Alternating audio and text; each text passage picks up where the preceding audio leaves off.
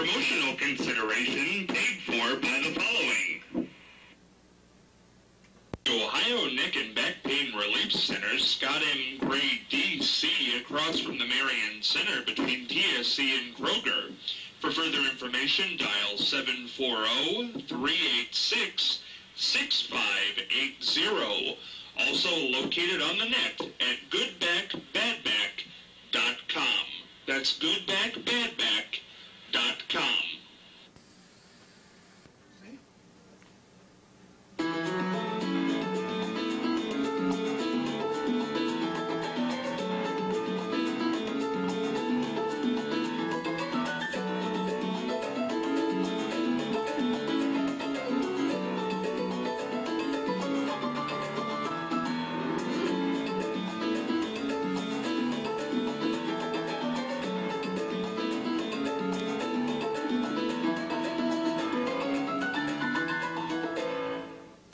It's a Tuesday edition of The Exchange, joined by Charlie Evers, Marianne Michaels, Shannon O'Deal, Martha Dowse-Manesi. Going to kick things off on this Tuesday because we've got a big current event today to talk about with my good pal Charlie Evers, who's doing what we can do here in Marion. Yes, if we just had some money. We just had some money. Yes, right. Now, many counties around us, Hancock County has a park district, Marion County has a park district, but no money to develop it. It's kind of a park district in limbo. There's one area that's rather nice, Trello Mines, Paradise. But other than that, the bike trail is going to be part of that park district too, but there just isn't any money.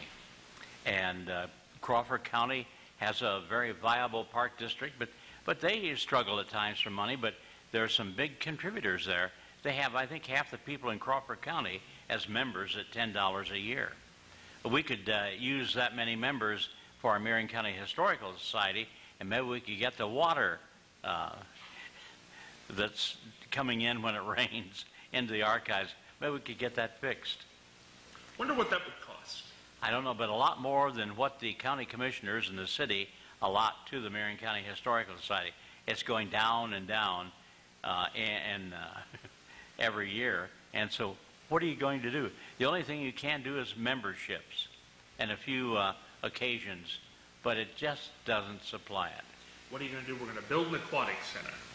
Oh, there you go. That's a different. What we're going to do. Yeah, Is that on your list, sure. Charlie? I love aquatic centers, especially in the wintertime. You can scratch that up, aquatic center, because that's coming.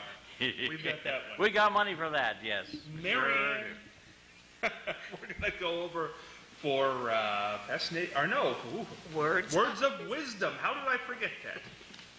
Well, don't regret what might have been, accept what is, and rejoice in what may be. That's true, but that's hard. I know it is. It's very hard. But it's something to think about. And also, that's an anonymous. I don't know who said that.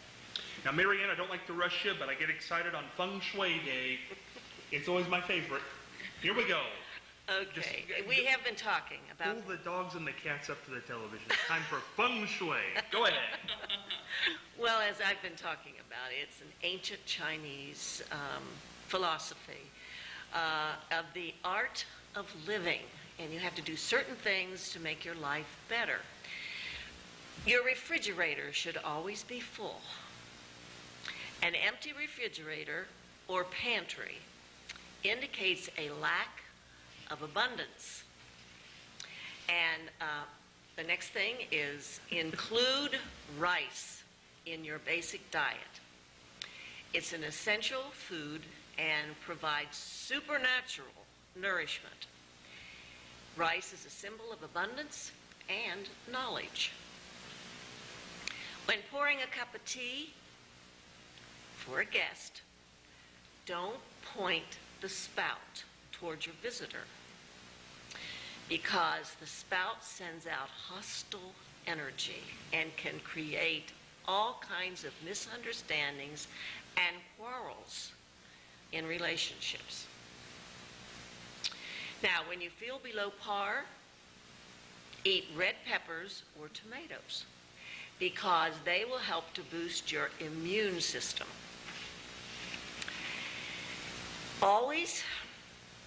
ensure that your bedroom is bathed in light. Dimly lit rooms full of gloom create sluggish and apathetic energy. So always have lots of light in your bedroom. And I've talked about the electromagnetic fields. Well, if they emanate from a TV, they disrupt energy flow. So you should be sure that if you have a TV in your bedroom, it should be in a cabinet that you can close, and so that it's not visible when you sleep. Now that's good, Marianne. Now I've got Charlie. What did you think of today's episode of Feng Shui? Very interesting. It sure was. Have you ever pointed your teapot spout? Somebody? That whole dissertation reminds me very much of the Saturday night program on PBS called Keeping Up Appearances, to where the lady of the house wants everything just so. She makes the mailman take off his shoes if he has to come in the house for anything, and anyone else. And it sounds like keeping up appearances. It does sound a little bit like that, but I don't know. Now, if refrigerators bare, that means you have a lack of abundance. Right. And you're broke. And you're broke. Lack of money is what that's a sign of. Going to go into the current event today because we talked about this and got a little, last time we did this was a little heated, but there's more to the story now. The Central Bucks East High School teacher who blogged complaints about her students will return to school this fall. Natalie Monroe, who has taught English at CB East since 2006 and earned $54,500 this year, was suspended with pay after students found her blog this February. Superintendent N. Robert Laws said at the time that Monroe's blog posts about her students and co-workers, this is what he said at that time, certainly could result in termination. The school's district human resources director has confirmed that Monroe would return, but declined to comment further.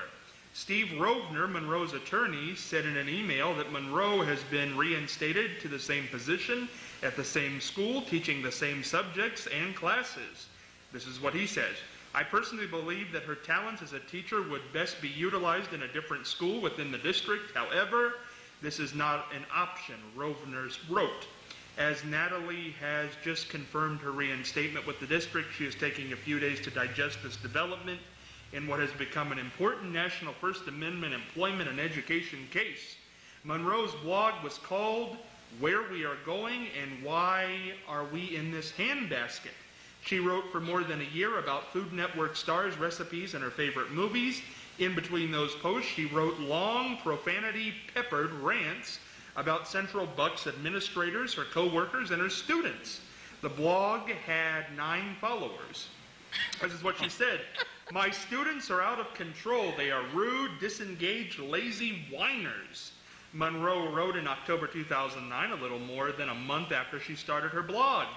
They curse, discuss drugs, talk back, argue for grades, complain about everything, fancy themselves entitled to whatever they desire, and are just generally annoying. She described her students as lazy, rat-like, frightfully dim, whiny, simpering grade grubbers, and a variety of curse words. She also posted an image of a school bus with the comment, I don't care if you lick windows, take the special bus, or occasionally pee on yourself. You hang in there, sunshine. You're special. And that's the... But she's going back to work, so heaven forbid this teacher will be back to work. And Marianne, you said she should be in the past. I didn't hear all of the details, Scott. I didn't hear all of that What do you you just think talked now? about. Well, it's it is freedom of speech, but she was certainly not very smart to put, I'll tell you what, as I've said before, the internet is going to get all of us in trouble. I mean, because once you put something on the internet, everybody's here, it sees it, and I don't know why anybody would write something like that. She's probably very frustrated. Some of the things she says I can relate to some of them, but I would never, ever publish them. Because there are situations with some children in schools that you would not believe. They're not all angels. But to spew out all of that, where everybody can read it, and then use profanity. That to me is very, very unprofessional. I can see why people were upset with her, definitely. But she will get her job back at $54,000 a year plus. Do you agree with that? Well, it's freedom of speech. But the thing of it is, I don't think she's going to be very popular. I mean, I think she's going to have a rough time when she gets back. Because I think everybody is going to be critical of her, and I can understand why.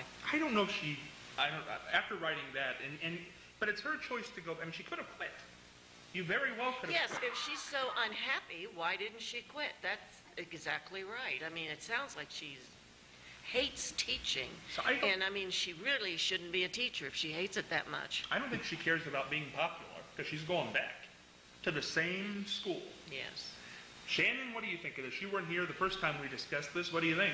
I think a more interesting approach to that blog might have been to first make it anonymous, and then second, to not be so specific about what school she's working at, because if she had worded that a little more delicately, it could actually be sort of an interesting insight into a teacher's experience with students she's working with. It could have been a popular blog with more than 9 followers had she not been so downright nasty in her blog posts.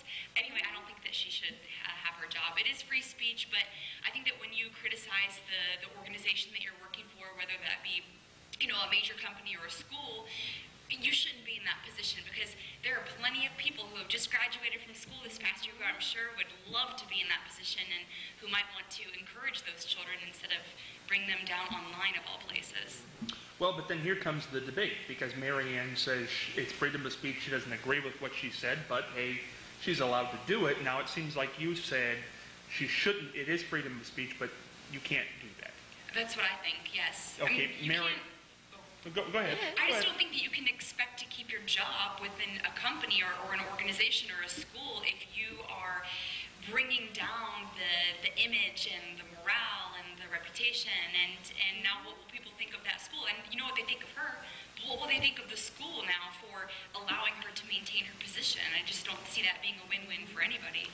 Well, Marianne, what do you feel on that note?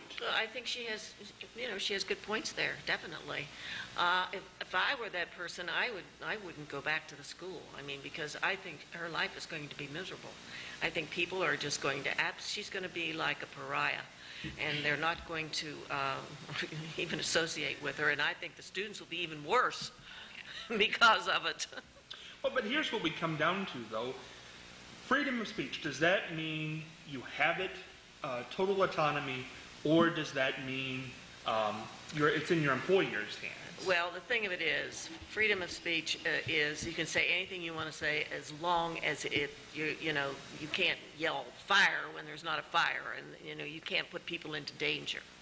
But it is, you're supposed to be able to say what you want to say. Well, she's not very smart about it. So the $64,000 question is then, should your employer be able to fire you? Well, her attorney obviously proved his case because they can't fire her. So, I mean, I think it's moot. It's a done deal. Anything we say doesn't make any difference because it's against the law. That's true. Martha, how would you feel if you had a child in school and a teacher said things like this? Well, I think she ought to resign. There's no excuse for this. I think a lot of people feel the way you do, Martha. Yeah, it's very nasty. There's no doubt about it. Yes.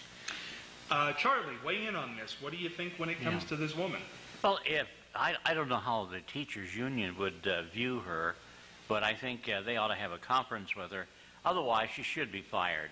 She could be censured. Yeah, I would think so.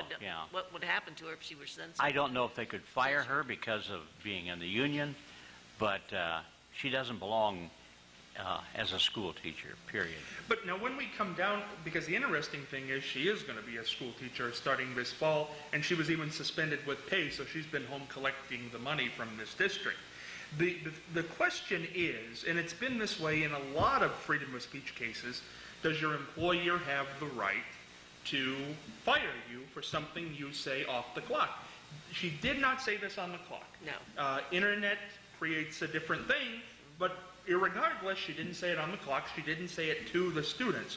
So is it her right to keep it private, or is it their right not to look at it? I mean, do you have to be... What if I go down to a bar? I'm a teacher after school, and a student walks in that bar, or a parent walks into that bar. Now, they find that unbecoming behavior. Should I have to be fired? Should I have to go? What's the answer to that? No, I don't think you should have to go. No, I don't. That's in the person's personal life. Now, to me, it's a bad image, definitely a bad image, but that person has a right to a life. You can't.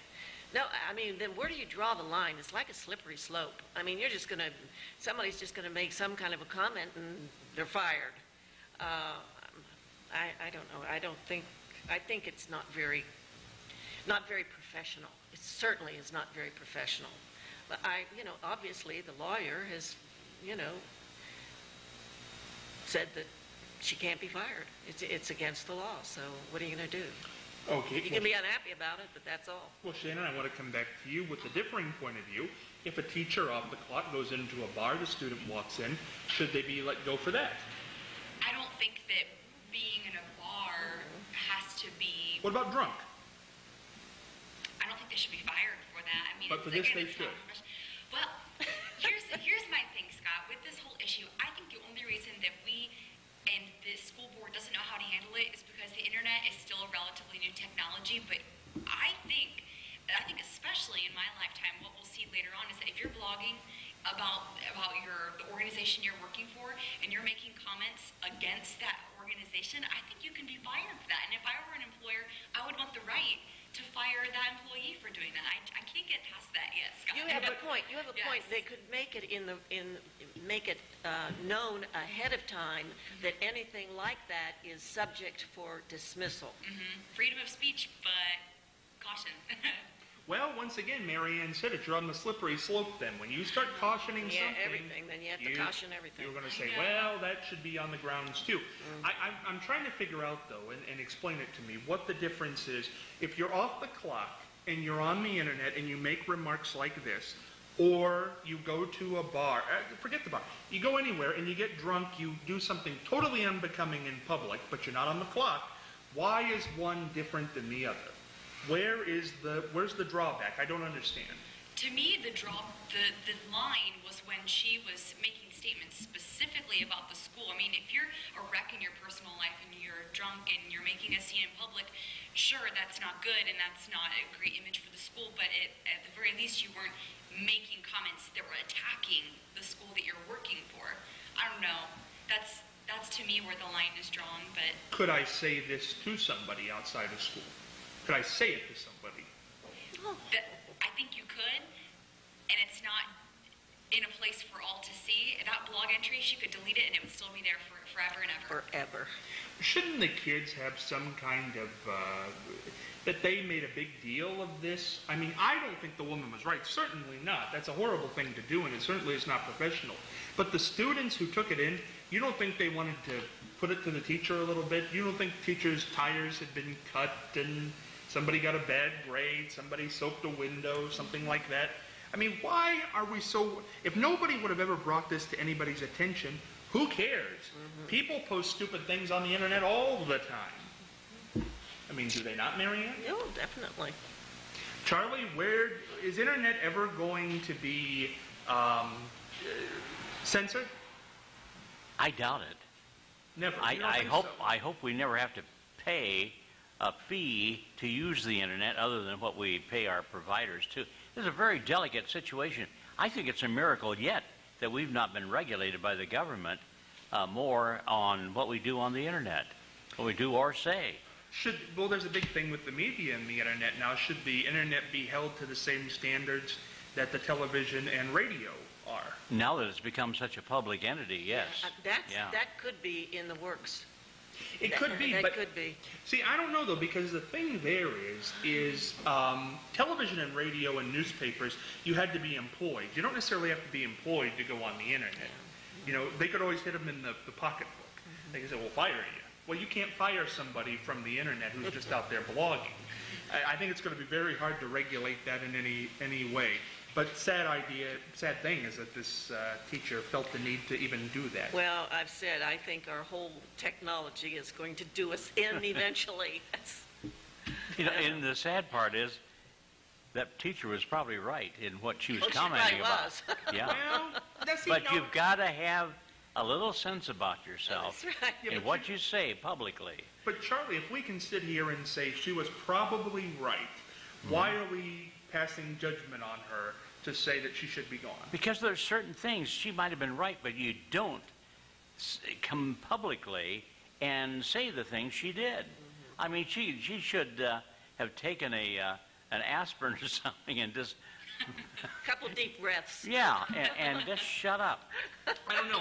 I'm too touchy about this one because it all comes back to the Helen Thomas thing. Off the clock, the employer didn't like what she said, so they fired her.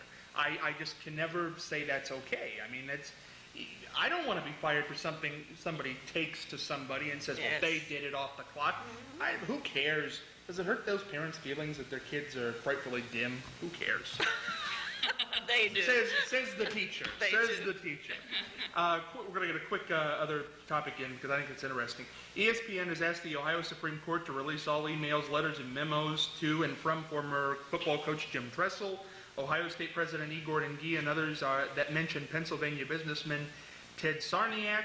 Sarniak was a mentor to former Ohio State quarterback Terrell Pryor, whom Pryor reached out to before he left the team in June. According to the lawsuit, ESPN asked for emails involving Sarniak since March 15, 2007, that were from Tressel, Gee, Ohio State Director of NCAA Compliance Doug Archie, and Athletic Director Gene Smith. It also asked for all documents that were forwarded to the NCAA since January 1, 2010, related to an investigation of Tressel, along with a list of people who were officially barred from student-athlete game tickets since January 1, 2007, and all correspondence between the NCAA and Archie or any other Ohio State Athletic Department official related to any violation of NCAA rules since January 1, 2005. ESPN's court filing said that the university wrongfully denied its request for records. Well, here you go, Charlie. The magazine, the news source, ESPN, says you give us those emails, and if you don't, we're going to sue you. Should they have to give them? Well, there is that. Isn't there a law that you have to? I don't think you have to give them to a news source. I think if they're subpoenaed by a court. No, that's going on all over the state of Ohio. People are suing a lot of the cities to release records for various things, and I think the cities, for the most part, are winning. What good? Because whatever happened to Woodward and Bernstein? There's nobody doing that anymore. Now you just sue. Go up to the courthouse. They'll release it. What do you think, Marianne? I don't know. It's just a continuation of everything else we've been talking about. Well, I don't think so, really. About internet or about Jim Tressel? In Jim Tressel and about the internet. Well, I don't know. I find this more of a case, should media outlets be allowed to sue for information? I think that's wrong. I think it's wrong, too. I think so. I do, too. Martha, what do you think? I think it's wrong, definitely. Shannon? Wrong. So, I'm so Oh, we all exhausted. agree for a Oh, change. I'm so boy. exhausted by the Jim Take a Tressel moment. issue. We all Me agree. too. It happens so rarely. Gonna go into the mailbag real quick with 2 minutes left here on the program. Here's interesting. How do you age gracefully in a society that values youth? Melba in Marion. Well, Marion, I'm gonna come to you first because you're the one who said you would get plastic surgery. No, you did say that. I'm not putting. I'll get the tape and we'll play it next week. Scott, I qualified it. I don't want to have surgery, but I would, remember that? I'm going to sue for the records. And we'll get Remember them out that? here. No, remember that beauty doctor that we had? Yes, yes. Well, she said she could get rid of this right here with ultrasound, and I said that I would go for that. But you know something? I don't think she could do that. I think it's impossible. But you told me that you would have plastic surgery if the price was right. Scott, I did not. I I think said. you did. I think you did. No, Marianne. I said I would go for the ultrasound, but I don't want anybody cutting me. I'm going to dive into the archives tonight. I think You that, do I think that. that was said, Marianne. Jessica, you. What do you think, Charlie? How do you age gracefully? I would like to. I mean, To age gracefully? I might have said I would like to. Oh. I'd love to get rid of. It's the simplest I'd like thing on to earth. get rid of this. And it doesn't cost much. You grab the top of your head and pull it up and then put a ribbon around it, and that takes care of everything. Double Yeah, that's chins. what I need. The whole This is works. what I need. I need this gone right here. No charge. There you go, Shannon. How are you going to age gracefully? Oh, she doesn't even have to think about that. If I were to give the most vibrant and youthful and just people who are so full of life and so spirited, I think are the people that are most involved in their community. So I say, drink a lot of water and stay involved in your community, and that's a recipe for youthfulness. And don't forget, knock back an energy drink or two during the day. Martha? No! Marianne, you gasped. It's tough growing old. Oh, Martha, you're the senior here in the bunch. Tell us how you age gracefully. Well, you just live day by day and pray. And pray that if you fall down, you can still get up. You can still get back up. If you have a question for the mailbag, it's irmcommunication@gmail.com. Jump on Facebook, the Facebook Marion. Talk to you tomorrow. Boy, oh boy.